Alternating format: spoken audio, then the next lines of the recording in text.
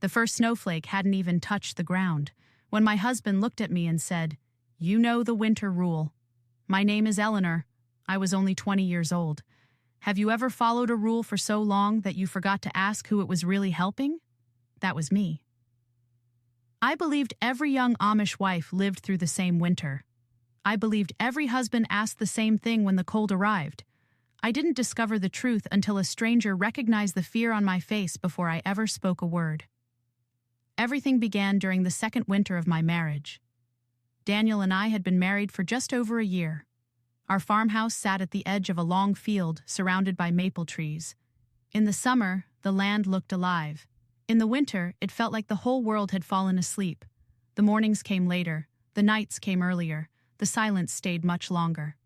Before sunrise, I was already in the kitchen. The stove crackled with fresh firewood. A pot of oatmeal slowly bubbled while bread baked inside the oven. I could hear our horse moving inside the barn. Daniel had gone out before daylight to feed the animals. Winter always made the chores harder. The water in the buckets froze. The wagon wheels became stiff. Even opening the barn doors took more strength.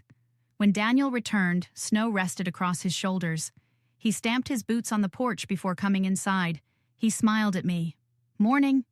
"Morning." I poured him a cup of hot coffee. He wrapped both hands around the mug. For a few minutes, we talked about ordinary things. The weather, the horses, the fence that needed repairing before another storm arrived. Then he looked through the window. Tiny snowflakes had finally started falling. His smile disappeared. Without looking at me, he quietly said, "You know the winter rule." My stomach tightened. "I know." He nodded once. "I shouldn't have to remind you." He picked up his coat again and walked back outside. The door closed gently behind him. Not one harsh word had been spoken. Still. The room suddenly felt colder. I stood beside the window watching the snow. Every year. The same sentence, the same silence afterward. I whispered it to myself. The winter rule. I hated those words. Not because they sounded cruel, because no one would explain them. When I married Daniel at 19, his mother had smiled and hugged me. The day after our wedding, she had given me only one piece of advice. When winter comes, don't argue with your husband. That was all. I laughed then. I thought she meant the stress of cold weather. Long hours, hard work. I didn't understand, not until the first snowfall. That first winter, Daniel had asked me to stop visiting neighbors until spring. No unnecessary visits. No evening gatherings. No walking to your parents unless I come too. He never raised his voice. He simply expected me to agree. When I asked why, he answered, "It's safer this way." Safer from what? He never said. I told myself every Amish husband probably worried more during winter. The roads became dangerous. Snowstorms came without warning. People got lost. Maybe he was simply careful. So I obeyed. The months passed slowly. I stayed home. I quilted, cooked, fed the chickens, helped in the barn whenever I could. By spring, life returned to normal. Daniel laughed more. We visited neighbors again. We attended quilting circles. Everything felt peaceful. Then winter returned, and so did the rule. After breakfast, I carried fresh hay into the barn. The horses breathed warm air into the cold morning. Daniel repaired a broken harness. I watched him for a moment. "Can I ask you something?" He nodded. "Of course." "Why does the winter rule matter so much?" His hands stopped moving, only for a second. Then they started again. "My father had the same rule." "Did he tell you why?" "No." "You never asked?" He smiled a little. "I was a boy. I didn't think to." His answer frustrated me. Not because he was hiding something, because he truly didn't know. Someone had handed him the rule. He simply carried it forward. That afternoon, I baked 2 loaves of bread for our elderly neighbor, Mrs. Miller. She had been sick for nearly a week. Living alone made winter especially difficult for her. I wrapped the warm bread in a clean towel, pulled on my coat, reached for my bonnet. Just as I opened the front door, Daniel stepped onto the porch. "Where are you going?" To Mrs. Miller's. I'll only be a few minutes. He looked toward the falling snow. You know the rule. She's alone. I'll take the bread tomorrow. What if she needs it today? His face remained calm. Tomorrow. I looked down at the warm loaf in my hands. By tomorrow it wouldn't even be fresh. I wanted to argue. Instead, I quietly closed the door. That evening, I couldn't stop thinking about Mrs. Miller. The wind howled outside, snow piled against the fences. I prayed she was warm. The next morning, before sunrise, someone knocked on our front door. 3 slow knocks. Daniel opened it. A teenage Amish boy stood outside, breathing hard from the cold. His cheeks were bright red. Mrs. Miller passed away during the night. Everything inside me stopped. The bread slipped from my hands onto the floor. If I had gone yesterday, would she have at least eaten one warm meal? Would she have known someone remembered her? I couldn't stop asking myself those questions. After the funeral, women gathered in the church kitchen to prepare food for the family. I stood quietly washing dishes beside an older widow named Esther. She noticed I wasn't speaking much. You cared about Mrs. Miller. I nodded. I tried to visit, but I didn't. Esther looked at me carefully. What stopped you? I hesitated. Then I quietly answered, Our winter rule. She froze. The bowl slipped slightly in her hands. She looked directly into my eyes. Your husband still follows that? I frowned. Still? She glanced around to make sure no one was listening. Then she leaned closer. Eleanor, who told Daniel that rule belonged to husbands? I don't know. She slowly shook her head. Then someone needs to tell you where it really came from. Before I could ask another question. The church door opened. An elderly Amish man stepped inside carrying an old wooden box covered in snow. The moment Esther saw him, the color disappeared from her face. She whispered only 4 words. He finally brought it back.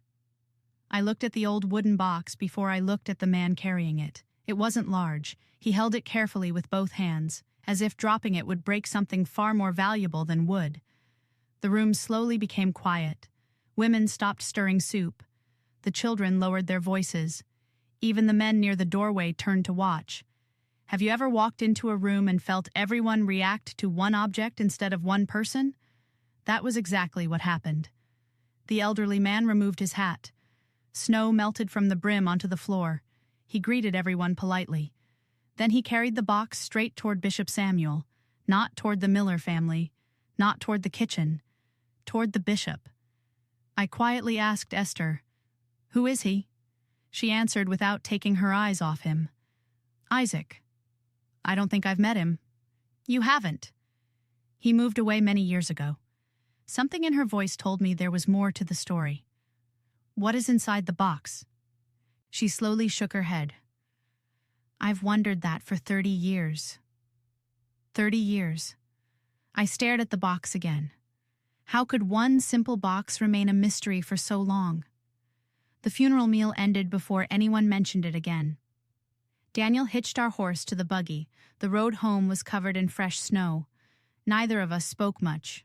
Finally, I asked, Do you know a man named Isaac? Daniel nodded. My father mentioned him once. What did he say?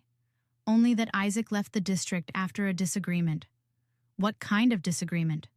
Daniel pulled the blanket a little higher over our legs. I don't know. He never explained. Again, another unfinished story, another answer without a reason. When we reached home, I unpacked the dishes while Daniel returned to the barn. My thoughts stayed with the wooden box, with Esther, with Mrs. Miller, mostly, with the winter rule. I couldn't stop thinking about the bread I never delivered. That evening the wind became stronger. Snow hit the windows so hard it sounded like handfuls of gravel. Daniel added more logs to the stove. The flames filled the room with warm light. He noticed I was unusually quiet. You've hardly spoken all day. I keep thinking about Mrs. Miller. So do I. I could have visited. He looked into the fire. The roads weren't safe. I looked at him. The roads were safe enough for the boy who came to tell us she died. He didn't answer. Not because he was angry, because he didn't know what to say. I walked to the window. Outside, snow covered every fence and field. The world looked peaceful. Inside me, nothing felt peaceful. The next morning, Mother arrived unexpectedly. She carried a basket filled with dried apples and fresh butter. She hugged me tightly. "I thought you might need company." I smiled. "I always do." While we worked together in the kitchen, I finally asked the question that had stayed in my heart. "Did Father have the winter rule too?" She stopped peeling potatoes. For just a second. Then she nodded. "Yes." "Did you like it?" A faint smile crossed her face. "No." The answer surprised me. "You didn't?" "No." "Then why did you follow it?" She placed the knife on the table. "Because I believed all husbands expected it." I leaned against the counter. Did they? I never asked another wife. Those words stayed with me. She had never asked. Neither had I. Neither had Daniel. Everyone simply assumed. Mother looked at me. "Why are you asking now?" I hesitated. Then I told her everything. Mrs. Miller, Esther, the wooden box. When I finished, Mother looked troubled. She quietly whispered, "I hoped that old story had disappeared." "What old story?" She quickly shook her head. "It doesn't matter." "It matters to me." She forced a smile. "You've always been curious. So everyone keeps telling me." She laughed softly. "That's because it's true." But she still didn't answer. After lunch, she returned home. The farmhouse felt unusually empty. I wrapped my scarf around my neck and stepped outside. The air was painfully cold. I walked toward the barn. Halfway there, I noticed buggy tracks leading toward the old meeting house. Fresh tracks, made only minutes earlier. I don't know why, but I followed them. The meeting house stood quiet beneath a blanket of snow. Only one buggy waited outside. Isaac's. I carefully stepped onto the porch. The front door wasn't fully closed. Voices drifted through the opening. I recognized one immediately, Bishop Samuel. The other belonged to Isaac. I kept my promise. Isaac sounded tired. I stayed away. I never spoke. The bishop answered quietly, "You did what we asked." "I did it for peace." Isaac sighed. But peace built on silence doesn't last forever. My heart began pounding. They were talking about something much bigger than a family disagreement. I moved a little closer. The old floorboard beneath my foot creaked loudly. The voices stopped. I froze. A moment later, the door opened. Bishop Samuel stood in front of me. His expression wasn't angry, it was disappointed. "Eleanor." I lowered my eyes. "I'm sorry." I wasn't trying to listen. He looked toward the snowy road. "I think you were." I couldn't lie. "Yes." Isaac stepped into the doorway beside him. He studied my face carefully. Then he smiled. "You look exactly like your grandmother did." That surprised me. "You knew her?" "Very well." He looked toward the fields.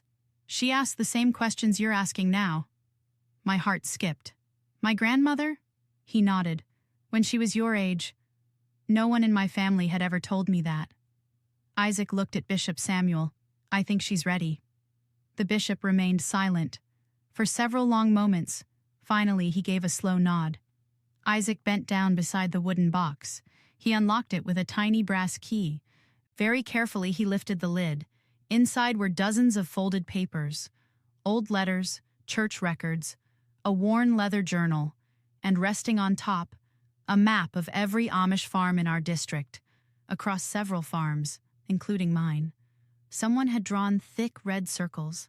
Isaac looked directly into my eyes. Then he said something that made every winter of my marriage suddenly feel different. The winter rule was never created for husbands. It was created because someone in this community was secretly disappearing every winter. And according to the map, the next farm marked with a red circle was ours. I couldn't take my eyes off the map. Our farm was marked with a thick red circle. So were 6 others. The ink had faded with age, but the circles were still easy to see. I looked at Isaac. "What does this mean?" He closed the wooden box before answering. "It means your home was once part of something no one talks about anymore." My heart began beating faster. What happened on those farms? Isaac looked toward Bishop Samuel. The bishop gave a slow nod. You deserve the truth. Have you ever realized that one answer only leads to 10 more questions? That was exactly how I felt. Isaac carried the box to one of the old benches. He motioned for me to sit. The meeting house was completely quiet. Only the wind outside broke the silence. He rested his hand on the old journal. This began almost 40 years ago. Several winters in a row were harder than anyone expected. The snow buried roads. Families became trapped on their farms. Some homes ran out of food. I listened carefully. None of that sounded unusual. Winter had always been difficult. So what changed? Isaac opened the journal. One young wife walked nearly 6 miles through a blizzard to help her sick mother. She never made it home. I felt a chill that had nothing to do with the cold. She died? Isaac nodded. They found her buggy 2 days later. The room fell silent. No one blamed her. They blamed themselves. I frowned. For what? For allowing young wives to travel alone during dangerous storms. That made sense. Anyone would want to prevent another tragedy. Isaac continued. So the church encouraged families to stay close to home during severe winter weather. Only during storms. I looked at him. That sounds reasonable. It was. His voice became quieter. But then the years passed. The people who remembered the reason grew old. The people who heard the story secondhand shortened it. He looked directly at me. Eventually, stay home during dangerous storms became wives stay home every winter. My mouth slowly opened. The rule had changed, little by little, generation after generation. No one had even noticed. I thought about Daniel, his father, my father. None of them had invented the rule. They had inherited it, along with the missing pieces. Isaac pointed toward the map. The farms marked in red belonged to families directly connected to that tragedy. Our farm? I asked quietly. Your great-grandfather helped search for the missing woman. I had never heard that story. Not once. What was her name? Isaac turned another page. Rebecca. Only one name. No last name, just Rebecca. What happened after she died? The ministers asked husbands to protect their wives during dangerous weather. I nodded. That makes sense. It did. He smiled sadly. But later, protect became control. The words settled heavily inside me. One word, one small change. Everything became different. Bishop Samuel finally spoke. I've read these records many times. Each generation believed they were honoring the one before. They never realized they had changed the meaning. I looked at him. Then why keep this hidden? He sighed deeply. Because by the time we understood, the rule had already become part of family life. No one wanted to admit they had misunderstood it. I remembered Mrs. Miller. She had spent her final day alone, not because of a snowstorm, because everyone believed a rule that no longer meant what it once had. Tears filled my eyes. If I had visited her, Isaac gently interrupted. You cannot carry that burden. You didn't create this, but I obeyed it. You trusted the people who taught you. His words were kind, but they didn't erase the sadness I felt. Daniel deserved to hear this. Every husband did. As I stood to leave, Isaac handed me the old journal. I looked surprised. I can't take this. You can. It belongs with someone willing to read it. I held the journal against my coat. It felt much heavier than paper. Outside, snow continued falling. The road home seemed longer than usual. When I reached the farmhouse, Daniel was splitting firewood beside the barn. He smiled when he saw me. You're back later than I expected. I need to tell you something. He rested the axe against the chopping block. What happened? Instead of answering, I handed him the journal. He looked confused. What is this? Read the first page. He wiped his hands before opening it. His eyes moved slowly across the faded writing, then to the second page, then the third. The smile disappeared from his face. He looked at me. My father never told me this. I don't think he knew. Daniel sat down on the woodpile. For a long time, neither of us spoke. Finally, he whispered, "I made you believe winter was something to fear." You didn't. We both believed it.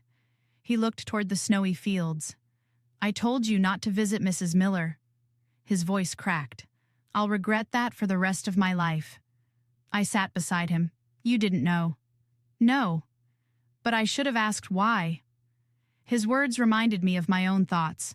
How many traditions survived simply because no one asked one question? That evening, Daniel surprised me. He hitched the horse to our buggy. I looked at him. "Where are we going?" "To your parents." "In this weather?" He smiled gently. "I think we've spent enough winters staying home." The road was slow. Snow covered almost everything.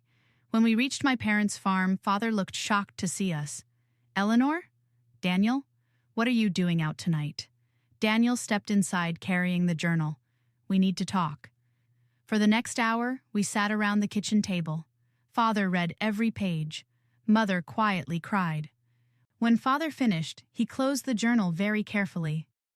"I followed this rule since the day I married. I thought I was protecting my family." Daniel nodded. "So did I." Father looked out the window for a long time. Then he quietly said, "Tomorrow. I'm visiting every farm on this road." Mother smiled through her tears. "What for?" "So no family spends another winter believing something that was never meant to keep them apart."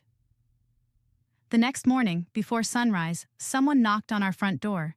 Daniel opened it. Standing there, holding the old wooden box, was Isaac.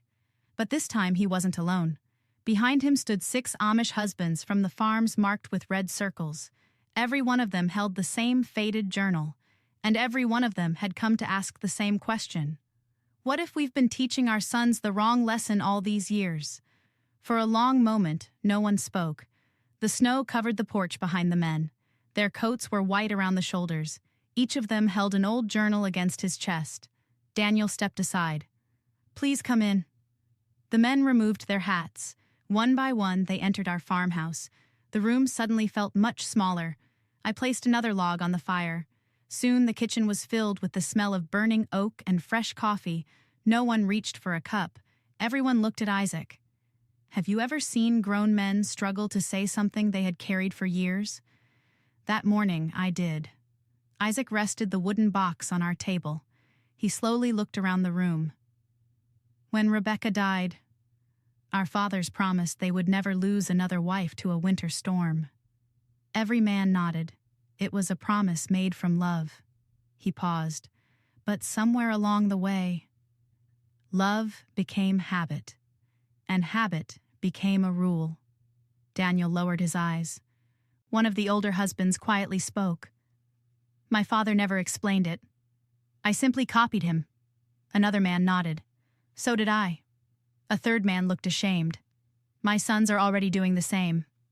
No one blamed anyone. There was enough regret in the room already. Isaac opened one of the journals. Inside were church notes written decades earlier. He turned the pages carefully. Finally, he found the one he wanted. He handed it to Daniel. Daniel read it aloud. Husbands are encouraged to use wisdom during dangerous winter travel. He stopped reading, then looked at everyone. It doesn't say wives must stay home all winter. Isaac shook his head. It never did. Silence filled the kitchen. Years of misunderstanding had come from one sentence that people slowly changed with time. I looked at Daniel. He reached across the table and held my hand. I'm sorry. His voice was barely above a whisper. I thought I was protecting you. I know. I never asked if you felt protected. Tears filled my eyes. You asked me to trust you. I did. But I forgot trust goes both ways. Those words stayed with me. Trust goes both ways. Mother always told me that a good marriage needed patience. She was right. But I was beginning to believe it also needed honest conversations. Later that afternoon, Bishop Samuel called a meeting at the church. The roads were still covered in snow. Even so, Nearly every family came. People were curious. No one knew why they had been asked to gather in the middle of winter. The men sat on one side, the women on the other. Children stayed unusually quiet. Isaac carried the wooden box to the front. For the first time in many years, he stood before the entire church district. Bishop Samuel began softly, "Today we are not changing our faith. We are correcting our memory." The room became perfectly still. He explained Rebecca's story. He explained the blizzard. He explained the promise the husbands had made. Then he explained how that promise had slowly changed over the years. No one interrupted him. Some women quietly wiped away tears. Several husbands stared at the floor. I noticed Daniel's father. His shoulders seemed lighter, as though he had been carrying something without realizing it. When Bishop Samuel finished, he looked across the room. If winter roads are dangerous, use wisdom. If your family needs help, go. If your neighbor is alone, visit. If someone is hungry, take bread. He smiled gently. Fear should never become a family tradition. The room remained silent for several seconds. Then something unexpected happened. Daniel stood. My heart began racing. He rarely spoke in front of large groups. He looked around the room. I taught the winter rule because my father taught it to me. My father taught it because his father taught him. He took a slow breath. I don't blame any of them. They loved their families. So do I. He looked at me. But this winter, my wife wanted to take fresh bread to Mrs. Miller. I told her no. His voice broke. I'll always wish I had gone with her. No one judged him. Everyone understood. Many had similar memories. Another husband stood. I stopped my wife from visiting her sister every January. An older man spoke next. I made my daughters wait until spring to visit their grandmother. One by one, stories filled the church, not cruel stories, sad ones, stories of people trying to do the right thing with an incomplete understanding. By the end of the meeting, no one called it the winter rule anymore. They simply called it wisdom, and wisdom looked different for every family. That evening, Daniel and I stopped by Mrs. Miller's farmhouse. The windows were dark. Snow rested quietly on the porch. Daniel carried the loaf of bread I had baked days earlier. It had become stale. We couldn't give it to her now. Instead, we left fresh flowers beside her front steps. Daniel bowed his head. I'm sorry. I quietly whispered the same words. The wind carried them away.